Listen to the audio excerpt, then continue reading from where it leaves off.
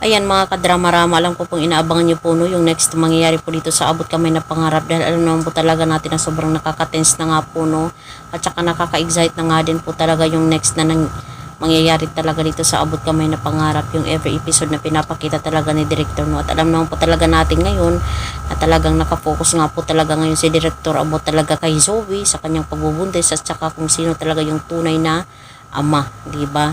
Talagang sobrang nakakapagpagabaga talaga kay Annalyn. Talagang napapaisip pa talaga siya kung sino talaga yung totoong ama talaga ng anak talaga ni Zoe. Dahil alam naman po talaga natin na noon talaga ay pinakitaan talaga si Annalyn talaga ni Dax ng picture talaga nila ni Zoe na magkasama talaga sila. Kaya itong si Annalyn talagang hindi pa siya noon makapaniwala, at saka nung nalaman din niya sa kanyang mga kaibigan na hindi daw mistiso, kundi Moreno daw yung karelasyon talaga ni Zoe at saka yung kayakap niya noon, diba? At alam naman po talaga natin na itong si Annalyn talaga ay ang galing din po talaga dahil sa napaka-genius po siya. Talagang iniisip niya talaga yung every situation, hindi siya yung basta-basta maniniwala na lang na kung sino talaga yung ama talaga ng dinadala talaga ni Zoe. Talagang itong si Annalyn, possible na magkita talaga sila ni Doc Carlos no, tsaka itong si Doc Carlos parang pinabayaan na din talaga ni Zoe si Doc Carlos doon sa kulungan. Talagang may plano na lang talaga sila na kani-kanila na lang, di ba? Kaya itong si Carlos, possible sabihin niya talaga yung katotohanan dito kay Annalyn, na sasabihin niya, Annalyn, kilala ko kung sino talaga ang totoong ama ng pinagbubuntis si Zoe, si Dax yun, Annalyn. Kaya itong si Annalyn, mapapasabi na lang talaga siya sa kanyang sarili na totoo nga ang hinala ko, Doc, si Dax talaga ang tunay na ama, di ba? Talagang makukonfirm talaga ni Annalyn yung kanyang nararamdaman, yung kanyang hinala kung sino talaga yung totoong ama talaga ng dinadala, pinagbubuntis talaga ni Zoe. Ilalaglag po ba talaga itong si Zoe ng kanyang totoong ama na si Carlos?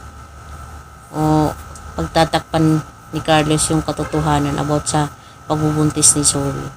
Kaya talagang napakahirap talaga nung nasabihin talaga yung katotohanan. Dahil nga po sa kriminal itong si Dax, hindi nila maipagmalaki. Pero alam naman po talaga natin mga kadrama na yung isang tao talaga, oo, yun ang tingin sa'yo ng kapaligiran. Mga taong nakapalibot sa'yo. Pero hindi naman nilahusgan yung buong pagkatao mo na bakit kriminal ka na talaga. Yung buong pagkatao mo. May mga pagkakataon din naman talaga na pwede ka talagang magbago. Dahil nga po dun sa pagbabago na yun na nakita talaga ni Zoe dito kay Dax, napamahal po talaga siya. Di ba walang imposible kasi ito nga si Zoe talagang hindi niya mahal itong si Dax, pero nung time na nakita niya talaga itong si Dax na talagang nire-respeto siya, talagang naghihintay lang si Dax na mahalin siya ng buong puso, hindi yung sa pilitan na gagawin niya yung mga bagay na yun. Napamahal si Zoe.